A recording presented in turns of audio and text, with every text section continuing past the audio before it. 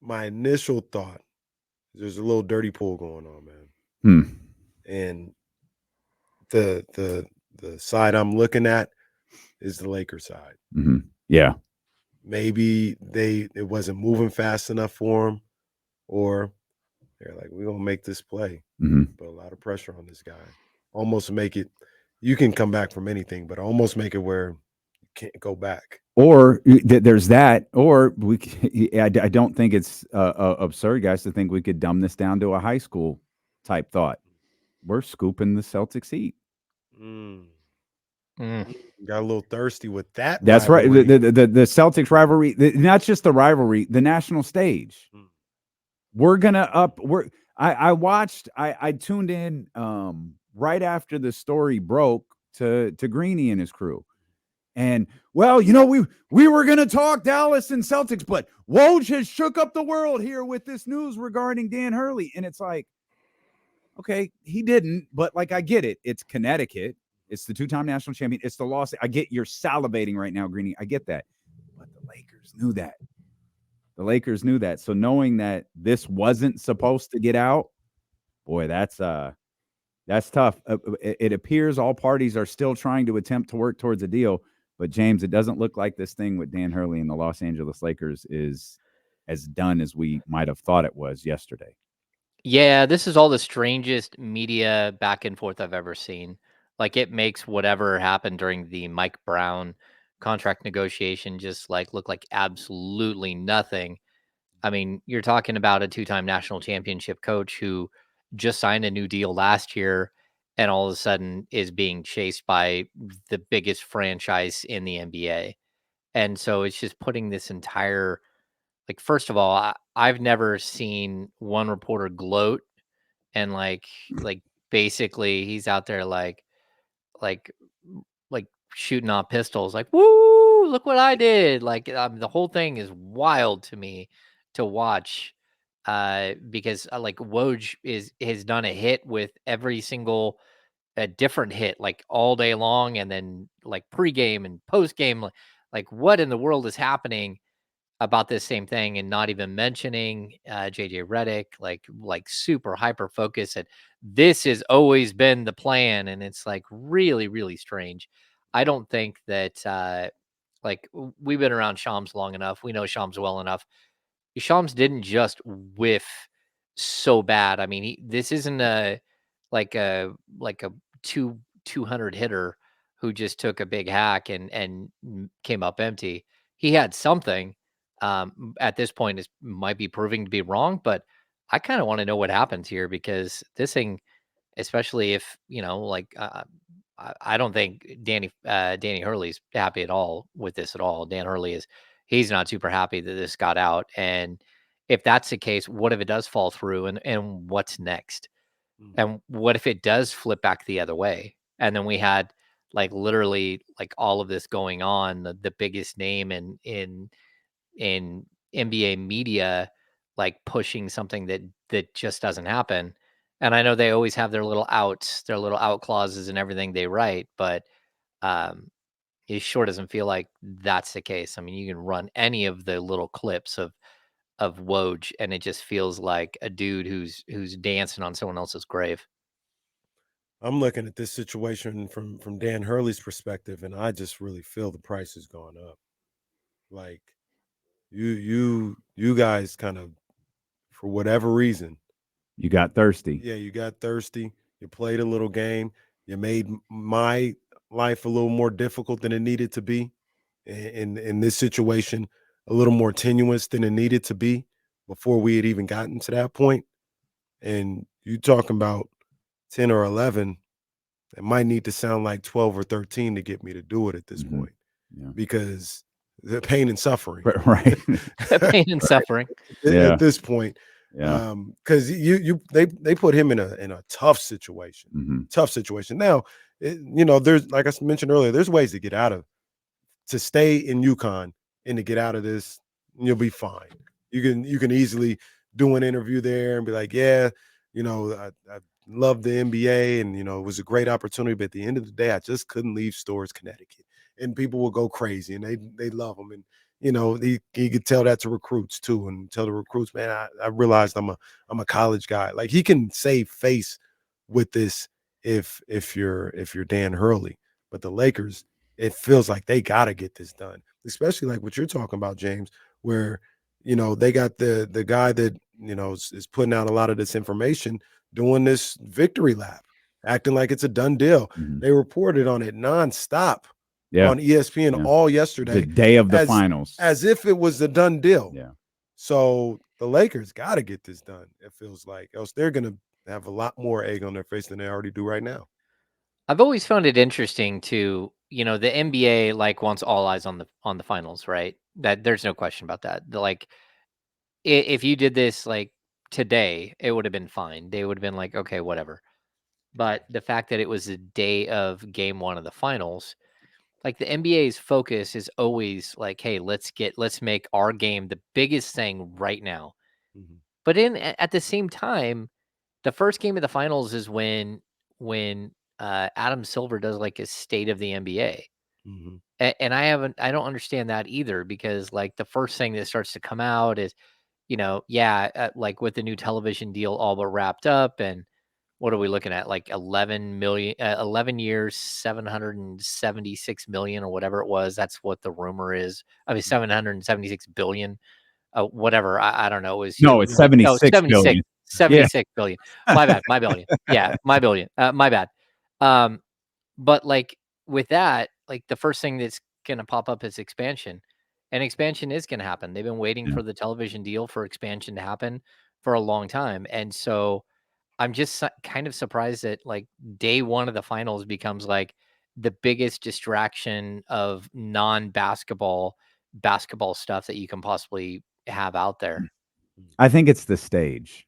I Yeah. think that's part of it. Like, well, at least as it pertains to Adam Silver. Adam Silver knows this is, you know, it's the NBA finals. Like Hmm. everybody's tuned in. Um, and I actually don't have any issue with Adam addressing, the state of the NBA, so to speak, prior to the NBA finals. It's not, I mean, I think Roger Goodell does the same thing at the Super Bowl, or certainly around the Super Bowl. I don't really have an issue with that. There's so many media members there, for That's the the big games. deal. Yeah, like you get a chance to address them all at once. And my opinion, Hammer, is that's why somebody likely within the Lakers universe got a little thirsty and gave the thumbs up for Woj to drop this news, because it dominated the news coverage prior to tip off yesterday. Oh yeah. And as you mentioned, and I believe you're 100% correct. This is not what Dan Hurley wanted, No. and he's not pleased with this. But again, it appears sides are trying to work something out. It's just not as cut and dry as that, because it's not like UConn's okay. See you later, pal. Mhm, UConn, from what UConn has offered him $3 more million per year, mhm, Than based what he on the currently numbers that we makes. just got. Yeah, Yeah. they're offering him a $3 million per year raise right now at this point, and it's still not what the Lakers are offering him. I'm working on getting the number of years of what this deal might look like, but there's a lot of different things at play outside just the Lakers and UConn. Um, Also, think for a second, Connecticut, Los Angeles, mhm, like Connecticut and California, man, like those are very, very different places. There's just a lot.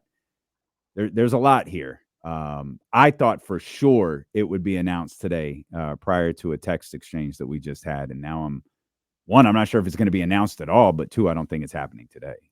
Yeah, I'm with you. I'm with you on that. And I also think, again, uh, Hurley is an East Coast guy. Like, Hmm. like they grew up in New Jersey, right? And so, like, maybe that is part of this. But if you're a coach that has aspirations to jump to the NBA, there's no bigger job. There just isn't. Like, the Knicks Yep. job isn't bigger than this.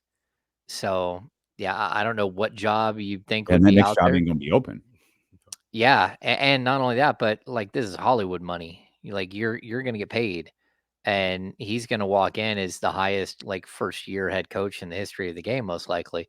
Either way, I think the Lakers are playing in a really expensive pool, and a very expensive and experienced pool. when it comes to, a guy who's never been an NBA head coach or an NBA assistant, and Dan Hurley, and then JJ Redick, who's never been a coach at all outside of like AAU.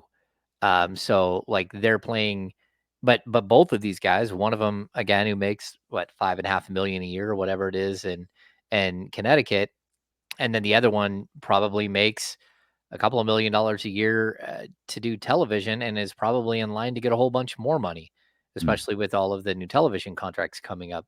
So you're playing in like a very, very pricey pool for guys who we don't know how they're going to be as NBA head coaches. And that to me is interesting, but is also like I think it's a dangerous area if you're the Lakers. Like who knows? I mean, like more often than not, college coaches don't succeed at the NBA level in their first run. Not always. Like there are some exceptions, but like whether Dan Hurley is one of those exceptions or not, I don't know. The thing that I would say to Dan Hurley, and I agree with you, James, East Coast guy, that's where he's born and bred. For the stage that you would be on, the level of your profession that you would be able to be on, and the money that's being offered, feels like you gotta take that chance. Feels like you gotta take that chance, and you can. And the thing I keep saying is you can always go back. You Oh can yeah. always go back to college. You may not always get this opportunity. This may very literally be a once in a lifetime opportunity. And yeah, I would it'd be hard for me not to take that chance. Yeah, let's say he gets fired after 2 years. He's walking away with basically the same amount that his contract is right now, just in years that he's gonna get paid where he doesn't coach. Like he'll walk away with 30 plus million. So uh, to me, I think that he can always go back, and no matter what, he's going to go back and find a top 10 program or top 15 program. And then if it's not, if it's say he's got to go to a top 20 program, he'll make them into a top 10 program very quickly. Like he's a really good coach, and I get it, but he's a really good college coach, and his recruiting class has been really good, and you just don't know what it's going to look like when he walks into an NBA building and whether or not he's going to be able to command the room like he has at the college game, or Ja whether he's going to burn down the bridge too quick, because he does like he's rough. I mean, he's Yeah. he's very vocal. Like Yeah. both Hurley brothers are very in your face coaches. They're very demanding, and you never know how it plays out at the NBA level. James said something that was interesting though. I try not to. You think today the where the franchises are, where the NBA landscape is right now. A Lakers head coaching job is bigger than a Knicks head coaching job today. Oh yeah. I would say Yeah. no, I do. historically the Lakers are that. Yeah, I do. But think about what we just saw from the Knicks in this playoff run, and like That's cute. the think about the courtside. Those seats aren't No, even sold. that's They're good not though. even up for sale. That's the same. It's the same story at the crypto, the crypt. I don't know if that's the case No, this year. It's the same thing. Don't do that. No, of course it is. Yeah, it's a No, that's still man. The Knicks, bro. LeBron James plays for the Los Angeles you Lakers. know, I Don't do Yeah. understand. that. The Knicks. I think the Knicks are a hotter ticket right now. In their They might. cities, Well, regardless, that doesn't. But that's not that's not the question. Yeah. which would mean that so is it just LeBron James? No, it's Because if still LeBron went to the Knicks, is the Lakers job is that still the premier team in the league? No, yeah, LeBron changes things. Okay. Yeah, LeBron absolutely changes things.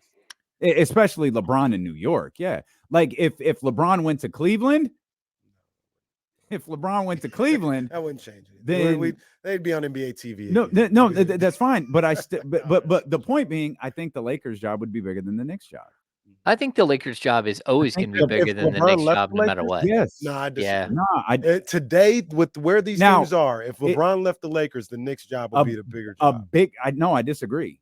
I Mm. disagree. A bigger job versus a better job is very different. I still think the What do Lakers' you job what do would you be mean? bigger. What do you define as like being a bigger job? Like I still think the profile mystique of or the Lakers is bigger than the Knicks. yeah, because they have the winning history. But that's why I preface it saying right now. Like right now. Again, and that's what makes it better. The job is better. I don't know, man. I know you love the Knicks. I don't know. I know Boy, your but heart's battling between the Lakers and the Knicks it's right not now. It's necessarily, brutal. but it is New York City. No, I know. It's All Los right. Angeles. I Nick know. show. Now that No, one's what's fine. what's your line? No, Knicks tape. That's Knicks what it tape. is. Go New Oh. York. Go New York. Go. All I right. had to look this up. I knew it was good. Billy Donovan. Billy Donovan was 55 and 27 his first year in the NBA. He did his thing. Good. I mean, Brad didn't do that. I mean, it was an entirely different team. But goodness gracious, he was 52 and 27 walking out of Florida. He did his thing. Are those the only two? Only two College that successful? Guys? Yeah. Billy, Brad. And there's John Calipari. Actually, sneaky wasn't bad. He wasn't a disaster. I think the Nets made the playoffs with him. Oh, he wasn't good, and neither was Pitino. No, because John Calipari. It's all relative, but I think he made the playoffs because I think he played against Jordan and the Bulls one of those years.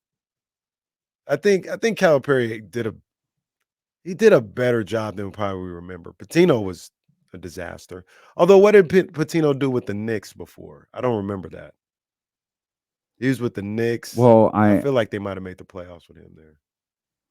I'm not sure, but how does Calipari has a Larry 70 Brown fit into this conversation? Oh, see, that's different. Yeah, Calipari's 72 and 112 as a head coach. I'm sorry, he's what? Ugh. You said 72 and 112? Yeah, but he did have a 43 and 39 record and did make the playoffs in his second season. All right. And they did lose in the first round to the Bulls. No. 3-0. I think that was on The Last Dance. I think that was when they tried to make it as if Jordan made Scott Burrell better because he cursed him out all the time. And then Scott Burrell had a nice game against the Nets to send them home, I think. Here's a team for you. Keith Van Horn, Kerry Kittles, Jason Williams, but the murdering Jason Williams, not the other one. No. Sam Cassell, Kendall Gill, Chris Gatling, Sherman Douglas, Ronnie Cycli, and Michael Cage. Oh, and David Benoit off the bench. Lucius Harris. I like this team. Slam famously said, New Jersey Nets, that team, NBA champs by 2001, bet on it. Man, it keeps going. They had Xavier McDaniels hiding on the bench and Yinka Dare, one of his few seasons in the league, RIP. Yeah, crazy. He had a lot of power forwards and centers, I got to be honest. While you're there, could have coached the Kings. James, what was Pitino looking like? If you could get that quick, because Pitino was not good with Boston. Well, yeah, but they drafted every single one of his Kentucky dudes. Didn't they have way too many draft? Shout out Ron Mercer, big ups to him. I think Tony Delk was there as well. Antoine Walker, which ended up being really good. Okay, so he coached the Knicks for a couple of seasons. Patino did, and actually had a 52 and 30 season. And then his time with Boston was a mess. He finished 192 and 220, but his career with the Celtics was 102 and 146. Oh, yeah, that's not great. Yeah, the Boston team again.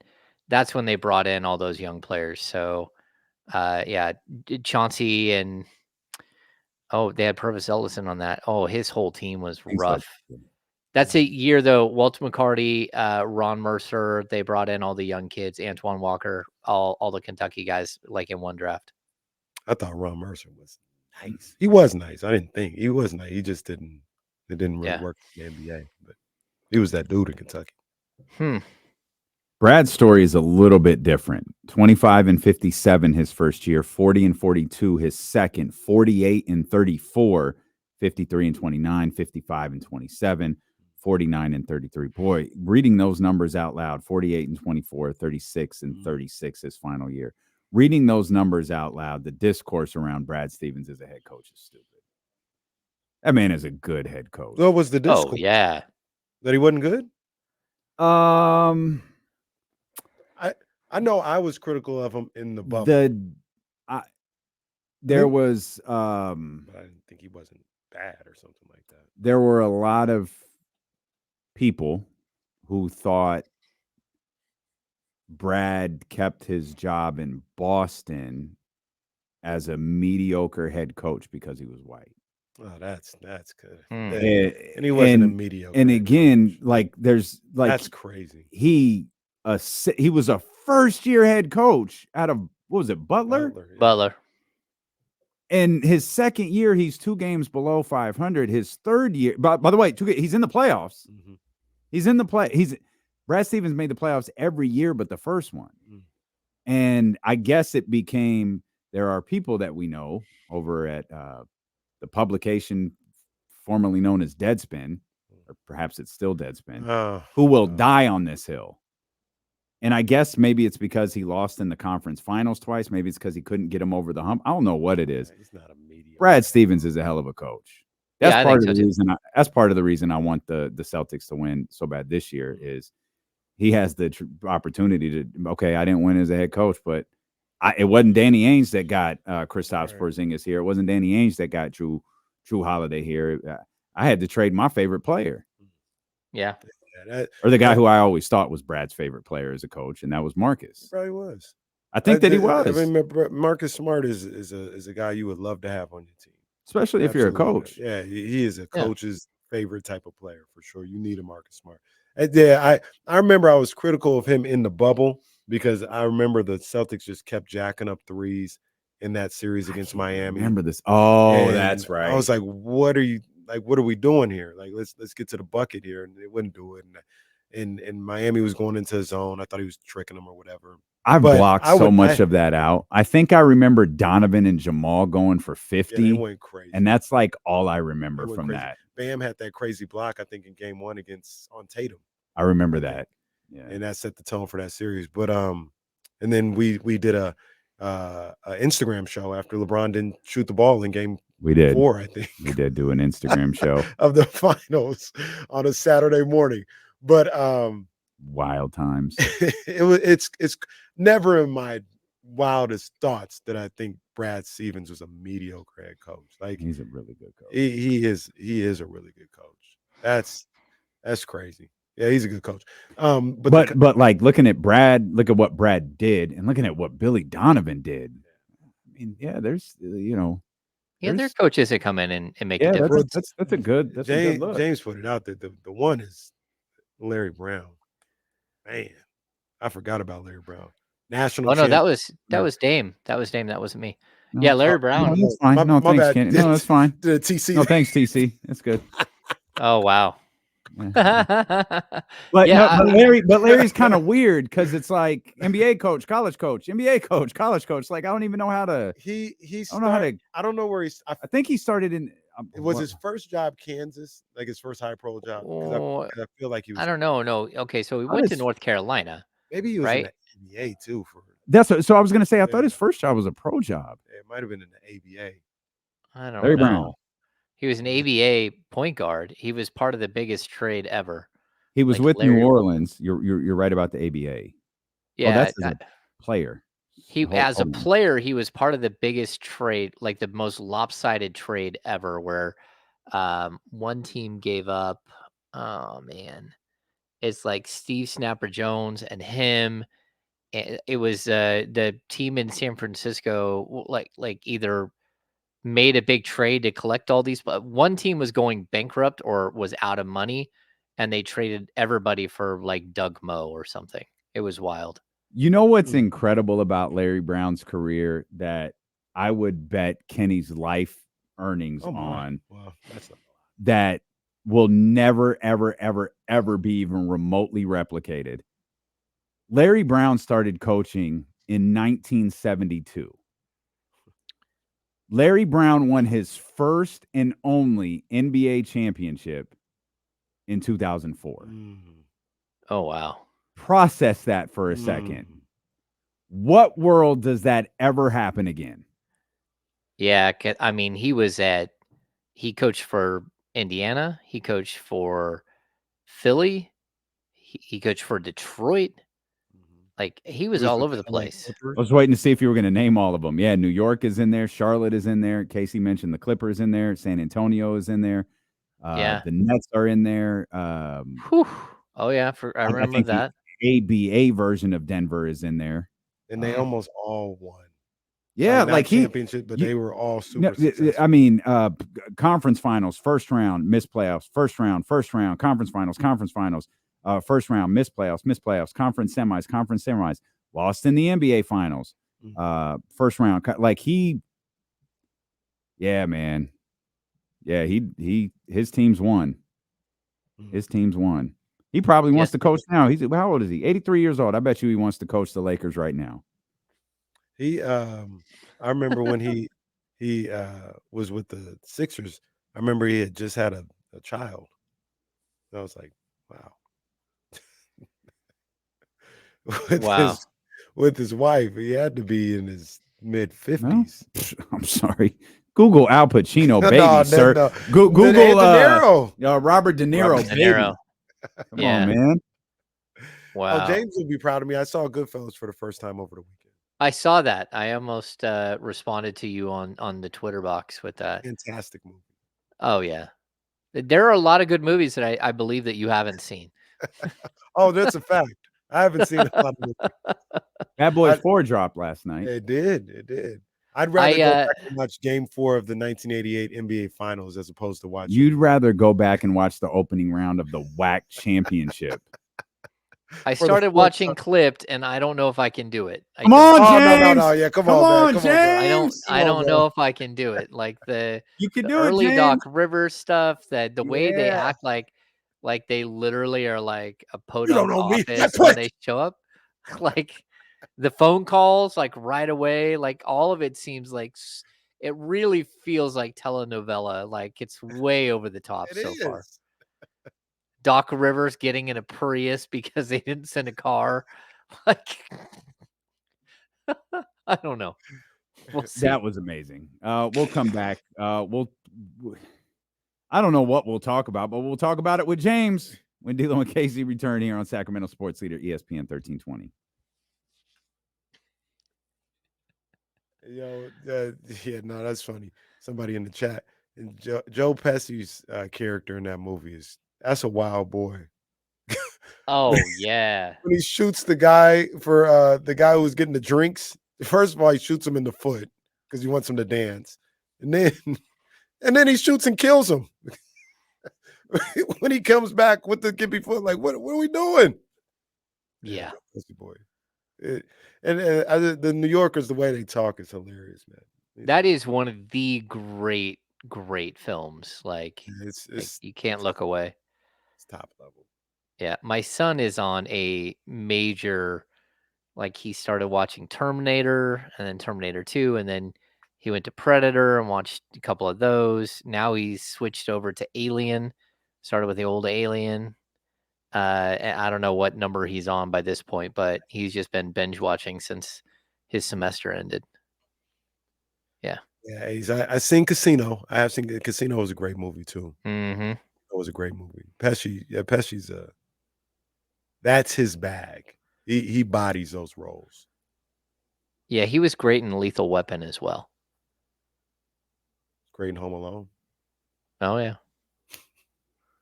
He was not great in Eight Heads in a Duffel Bag. It just wasn't a very good movie. Well, all right. You think I'm funny? Funny how? Like funny like a clown? Like what? Yeah. Like no? Like what do you mean? Nah, just the way you tell the story is funny. Come on, man. Just the way. No, he's a big boy. He can talk. Like funny how? You think Kenny watched it more than once? He may rewound that one back. Well, I've seen the movie once. I've seen that scene probably 10 times. Oh yeah, my cousin Pete brings up he's incredible in My Cousin Vinny. Isn't that with Marissa Tomei? Yeah, Marissa Tomei. Yeah. and Ralph Macchio. Bro. Yeah, that's a great film. Yeah, the way that we talk. Yeah, he goes, where is it always at? I don't shine shoes no more, Billy. I'm just saying, can you take a joke? You can't take a joke. I'm just saying, you're just saying I don't shine shoes anymore. Can you believe this guy?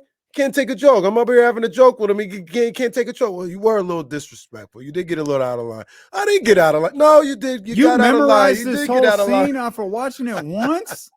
Well, the way they be talking, he was like, they be saying, I was just having fun with him, and then he gets all says, "Well, no, you did get a little disrespectful there. It was a little disrespectful. You did. You did though. You did."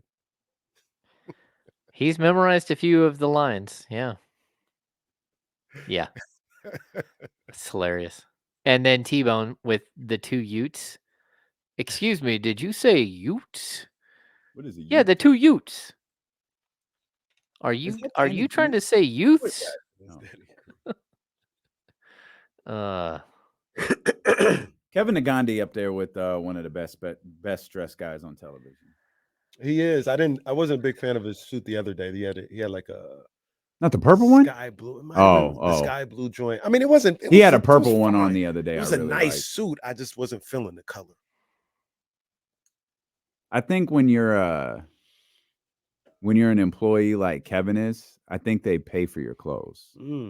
Like you go to the city, like you can, pick who you're working with. At first, I thought you meant Kevin the intern. I'm like, wait, what? Kevin, that's my man. Yeah. I would never classify Kevin as the best dressed guy in the building. Kevin very much dresses like he works on a morning show. All of those people just kind of come to work in what they went to bed in. Coming back, Hammer.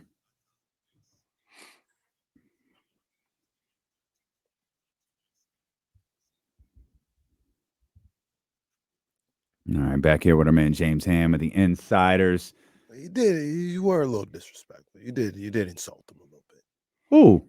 Oh, are you still quoting the movie? He's going back to You did insult him just a little bit. You did insult him. Do you have an off switch, pal? Man. Yeah, it's called the board. It's a big red button that says on and off. It's over there to the left. It's one of the buttons I don't touch, but I know where it's at. Jesse just started pulling his string earlier, and Doc Rivers showed up, and you gotta get the people what they want. Gotta get the people what they need. I'm trying to book the Ultimate Warrior for next week. For some reason, Jerry Jones was here. Like no one asked for that. No. Oh no. Oh, Jesse was so fired up last night. You should have seen the group. All the way up. He had like Austin videos, like screenshot videos. He had Ultimate Warrior gifts. That first quarter ended like our guy was on. Oh, it's been a lot of talk. You guys got 3 more games of it, by the way. He was already in a chair getting the Porzingis cut. Oh, I love it. I love it. Yeah, it's fantastic. Absolutely fantastic. I don't know. Anyone got a Kings question? Because I got nothing. I think Kings been able to lay low for a little bit here. They got it's nice and done. quiet. They were able to move on. I hit Bobby Gerald earlier, who was listening to the Shout Dream out Team. Bobby Gerald, yeah. He was chiming in on the Dream Team conversation, and it was like, yeah, I guess we got to do this. Get Bobby in here. I mean, we're a day under 3 weeks away now. Mm-hmm. I know I think the Kings are drafting a player at 13 that's going to wear a jersey for the Kings next year. You think so? I'm saying that right now. I don't know. It could happen. I don't feel about that the way I feel about the Mavericks, but I still think they move. I think that there are a lot of advantages to moving the pick this season, and like even if it's to move back in this year's draft, but pick up another like a 2025 or 2026 to kind of like lessen the blow of the step-in rule, then I think that like the Kings could actually like I think there's a lot of reasons to move the pick. Like, first of all, I don't think you're going to get a player at 13 that can help you this year. And this team needs help this year. I mean, really help you. I don't know, like crack. I mean, maybe, but Dalton Knecht, he was mocked to the Kings at 13. who's that? Dalton Knecht. You know how I feel about Dalton Knecht. Mm-hmm. That boy Alright. can play, Mhm. and he fits the Monty McNair mold. I think he's like 23, 24 years old. Oh, good. Dalton Knecht, he's not gonna start for you. Yeah, he but loves that. Monty loves he senior can- citizens. he could help you this year. But the number 13th pick is probably worth close to an NBA starter on the open market. True. And Is that it? guy will start. By itself? Yeah, well, I mean, by itself, I mean, you're gonna have to make up the financials, whatever. Like, yeah, I mean, I think that there's a way in which you could throw like expiring contracts or one of your 17, $18 million contracts along with the number 13 pick to Washington for Kyle Kuzma. Like, maybe I'm off there, but that seems about value. And for as much as it would be, you would be losing a player, it would be more about matching salaries than it would be anything else. Like, I think the number 13 pick, like, I don't think if I'm an NBA team right now, I'm not looking at like the top 6 picks in the draft because I don't think the value for the contract is there. And even at number 13, like number 13 is making almost $5 million a year. That's a lot. So I think that there are players out there that can help you more than what you're going to get from the number 13 pick. And whether it might not be Kuzma, it might be someone else, but that's where I think the value is. It's about that level of player, not an all-star level player, but a guy who's under contract, who's 28, 29 years old, who could step in and be a major addition to your roster like right away. And I don't know. When we That's just talk about trading the 13th pick, we're talking about working with the team, drafting a player for them and trading it, right? Like there's yeah, no you can't trade scenario until the Kings cannot like execute a trade today that sends the 13th pick anywhere. Any conversation we're having about trading that pick is after a player is drafted. Right? Yeah. You can't trade until after the draft. So the Kings could Because definitely the draft. Kings missed the playoffs and we're the Hawks bitch until otherwise. Yeah, Otherwise because they might not have their 2025 pick, and you can't trade 24 and 25. You can trade 24 once it becomes a player, and that's what we're talking about. So they could package the number 13 pick with their 2027, their 29, and their 31, and basically roll up 4 first-round picks. It's just that first one Rudy is gonna Gobert. Come on down. yeah, That's that first one is gonna be, it's gonna be you're drafting a player for that team and then trading the player. So, but is that something that and I guess it kind of depends. We've seen it both ways, but is that something that we as the public would know draft night, but it can't be official until Yes. whenever? It can't be official until the moratorium is lifted. So the moratorium, it used to be the first 6 days. So the free agency, you can start negotiating on June 30th now at like 3:00 in the afternoon or whatever it is. And that's like am I wrong? Is that like a Sunday or a Saturday or something It absurd like has been that? Sunday before. I don't know what it is this year. it might be a Monday. Oh. I don't No, know. it's a Sunday because I remember it What's is the day? it's Sunday, June 30th. Okay. Because I remember thinking, well, that doesn't help us. No. Well, I mean, don't. we might know the next day a whole lot of stuff. Well, yeah, but we won't get to break it live on the air. No, Tell that's true. Trump to suck it when we Yeah. win by we won a prize by Yeah. breaking Malik Monk news. Yeah. Like claim to fame right That's there. it. That's it. Run it back. That's right. Yeah, let's report that one more time. Yeah, I mean, so again, you can't formally announce a trade until after the moratorium ends. So you have these days to negotiate, and then it's either the 5th or the 6th where the moratorium is lifted, and that's when everybody officially signs, and any trade that happened that involved players like what we're talking about officially happens. So it's part of the new the new calendar year for the NBA begins July 1st. That's the first day of the calendar year, and then everything that happens after that is the next season, right? Anything before that is still playing out into your last year sort of whatever. Yeah. So, and someone asked, like, no, I haven't heard that the Kings are going to trade uh, for Kyle Kuzma. We're just talking here. No. What I would say is that, like, that's probably around the value for him, and actually, it's probably more than a lot of teams can give up for him. And there is murmurs out of Washington that they are interested in moving on from him. They're also, I know last season the Kings, well, last offseason, the Kings did have conversations about Kyle Kuzma, and they had conversations earlier than that about Kyle Kuzma and whether he would fit with their current build. And so, like, just putting two and two together, like, these are going to be part of the conversations that pop up. Whether, like, the Kings make a move like that or not, who knows? But they certainly, like, it's a possibility that they could entertain that. Well, look, this is also something that we kind of talked about a couple weeks ago. We just reading the tea leaves, not reporting, but we talked about a All right, Mike Brown Greeny. guy. No cap. We talk about who's a Mike Brown guy and all this other stuff. Well, who's a Monty McNair guy? Kind of feels like Kyle Kuzma would fit the mold just based off the fact that I don't know, maybe he's tried to get him 2 or 3 times already. Hmm. He tried to get him, tried to trade for him. Famous That Buddy fell through. Hield. Yeah.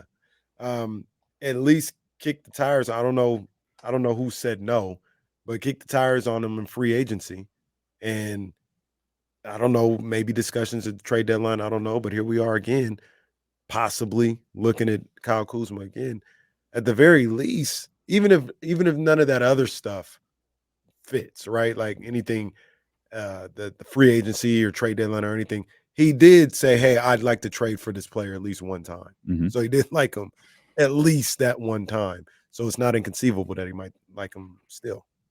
Yeah, and, like, look, I don't love Kyle Kuzma as, like, an end all be all player to make the Kings like an instant, you know, like, championship contender. But he does have a very nice skill set. He can shoot the three ball. He can rebound really well for a power forward. He can run the floor really well. There are a lot of things to like about the way he plays and how he might fit with the Kings. There's questions about whether, he's fully committed to, like, winning, and, especially if he had other opportunities last offseason and chose to go back to Washington, which was never going to be a winner. That could be a concern for sure. But at the same time, like, the Kings are at a point where he would be a talent upgrade, and you have to look at talent upgrades as long as you can fit him within your team and your system. And the biggest thing with Kuzma is he has 3 years left, and it's a declining scale contract That's that goes from 23 to 21 to 19. Yep. And that's just like, oh my goodness, really? And in those years, he's like 29, 30, and 31. So that's a really, really good. You're getting a guy in his prime in a declining scale contract. It's basically the same exact thing the Kings did with Harrison Barnes a few years ago. And I don't think the Kings need to attempt to acquire a singular player it would be great if they could acquire a singular player that makes them a championship contender. I think they need to try to acquire players that make them better. Kyle Kuzma, and I think you said this a second ago, Kyle Kuzma makes them better. Of course, depending on what the deal is, like Kyle Kuzma makes them better. But you would hope along with the process, there's potentially more things for Monty McNair to do this offseason and headed into the trade line that continues to make this team better. Yeah. I mean, It wasn't a single PJ Washington trade that made Dallas better. Like, they did a number of things that made them better. It wasn't just the Rudy Gobert deal that made Minnesota better. It was the Mike Conley deal that made Minnesota better. Like, there's a lot of different things that happen for these teams that build themselves up. And the Kings have taken those steps, right? The Domas step is the biggest one. Man, re-signing Malik Monk will go a long way, but there's a lot you got to do along the way. Yeah, I think that, again, there's going to be all kinds of different players that are available this offseason that we don't know about, but this team has to improve the talent level. Like, you can't just expect like a coach to get more out of a team. Like he can get a little bit more out of the team. He might be able. Mike Brown might be able to push his team up to 49, 50 wins. We don't know, barring injuries and guys just flat out missing free throws in crucial games, in crucial moments of games that cost you. Uh, what you should know is that the talent level is at a certain point where you need more. You need more of something. And I don't know that we think we know what that is length, athleticism, more physicality. It's why even like the Valanciunas thing comes up, and I'm like, hey, yeah, I would take Valanciunas. I don't want Valanciunas playing 35 minutes a night unless Demonis Sabonis is out for a couple of weeks with an injury, but he brings not only, like rebounding and size and some defensive acumen and some scoring potential and rebounding, but he brings an attitude that changes the players around him. Like he can be an enforcer, and that's something this team needs. And I think you can keep going around. The backcourt needs more size, right? Like we looked at some of the guys that who did the Kings, according to I think Wasserman um had the Kings bringing in the kid from Providence. Why am I drawing a blank now? Um anyway, Kid? what's that? The big kid? No, they had him. I've got it right here. They've brought in Devin Carter for an interview. And Devin Carter is like gritty and can hit a three ball. He's a great defender, but he measured in at 6'2" and a quarter at the combine with a almost 6'9" wingspan. Mm. But still, we're talking about an undersized player, and for like a shooting guard. So I don't know. It's definitely you're in a situation where you have your basic core guys that that you want to be there, but you have to up the value of all of the players around those guys. And I'm not sure how you do it with every position, but I certainly think you could get a bigger backup point guard. I think you need a younger, maybe more versatile, like backup center. You need 3 and D guys at both the 3 and the 4, and then you can bank on a guy like Keon Ellis if you want, but I think we can all look at Keon Ellis and go, okay, look, he hasn't really proven that he's a NBA starting shooting guard on a good team yet. We think he has sort of like the mold that you're looking for, but you still have to hedge your bet there with something else at that position. So I think that there's just a lot that the Kings need to do here in this offseason as far as assessment and being really, really honest about what some of these guys are and what they aren't. One of the it's really early too, so we can maybe get this answer a little later, a little bit more clear of an answer. But do you think Colby Jones is a part of the Mm. rotation next year? I really liked every time he got an opportunity to play. It feels like the thought last year was, as good as he may look in whatever appearance, let him be in the G League and get the reps that way. And do they maybe look at him like they look at Keon, where I can't remember if it was 2 or 3 years. I think it was just 2 years. But Keon took that time in the G League and eventually got to the point where now he's an NBA rotational player. Do you think next year they look at Kobe as possibly an NBA rotational player? Yeah, I'm not sure yet. Like I think we've talked about this a little bit, but like, look, the Kings like Colby Jones. They do. Like I've had conversations with them. They like the player. They think that there's a possibility he could be an NBA ball player. Um, and I think what you're gonna want to see is what he looks like after the summer. Like, how much time does he spend in Sacramento? How much time does he spend working with specific development coaches and getting better? Uh, Keon Ellis was undrafted, not this last season, but the summer before. He only spent 1 year in the G League. And then the idea of this year was to put him in the G League, but it didn't ever really work out. He was with the parent club from almost the start of the season because he earned his way into that position during training camp, and then he kept getting better and better every time he got opportunities. Mhm. The problem is for Colby Jones is that Keon Ellis exists. And so I would like to tell you that Colby could potentially jump in and be part of the rotation, but there's going to be Keon Ellis that he has to get through now. And I don't think that there's enough room. I don't think you can walk into the season with a backcourt of De'Aaron Fox with a backup being Colby Jones and Keon Ellis and Malik Monk at the 2. That's to me, that's like pretty risky because you're going with 2 young players who are still unproven. There will come a point where we know that Keon Ellis is either like truly a rotational piece long term or not. And hopefully it will be like early in the season.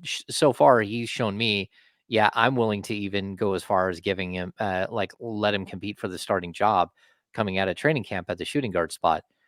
But you need to figure out who and what he is in your rotation before you worry about Colby. And Colby might spend a whole nother year. You signed Colby to a 4-year deal at a minimum scale as a second round pick. And the last 2 years are team options, but you can take your time with him.